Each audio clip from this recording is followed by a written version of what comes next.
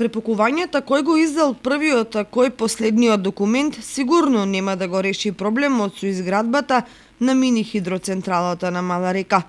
Екоздруженијата од градот, всушност, тоа воопшто не ги интересира. За нивните активисти е најзначајно да се спречи реализацијата на овој енергетски капацитет со цел да се зачуваат природата, Мала река, акумулацијата градче и целокупната флора и фауна, долж течението на Кочанска река, која таква каква што е сега, минува низ централното градско подрачје.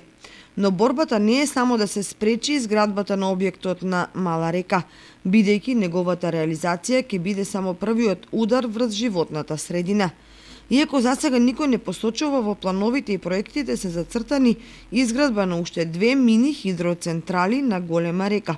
Реализацијата на првата електроенергетска постројка ќе ја подотвори вратата и за другите, бидејќи разни студии и анализи ќе покажат дека истите не се штетни и дека бенефитот од електричната енергија е поважен од малите последици врз природата. Деновиве стручњаци за водени ресурси и за екологија прстот го вперуваат во малите хидроцентрали на водотеците на Шар планина, што е една од причините зошто, например, Тетово нема вода.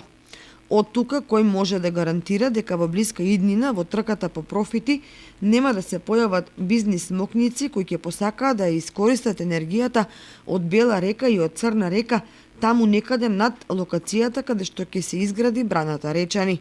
Дотолку повеќе што во меѓувреме ќе се изградат патишта и друга инфраструктура, која ќе им ги направи достапни истите на потенцијалните инвеститори.